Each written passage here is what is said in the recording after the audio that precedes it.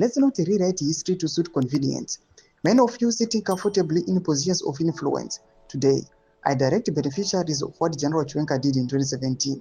Sara pana mashoko message onyorwa Zvigananda.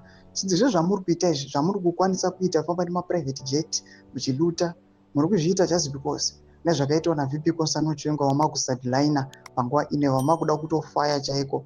Don't be subscribe or like on the bell icon. Tipinda panapa yendo yachipa musoro rwasiziva amudanyora chiti.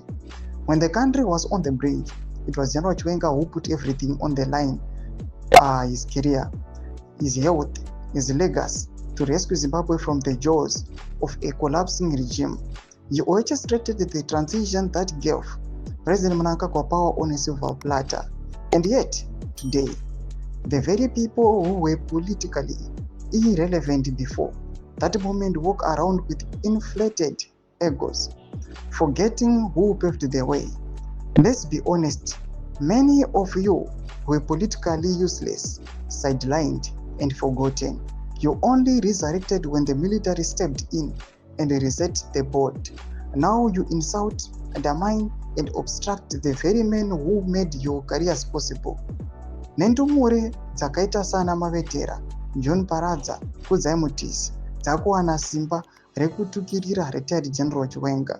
You must respect our Vice President. He is not just a ceremonial figure. He is a Liberation War veteran, a strategist, and a patriot. And while he remains silent and disciplined, the nation sees the disrespect, and so does Province 11, the army. That silence is not weakness, it's restraint. Let this be a reminder: loyalty is not optional, it's foundational. And those who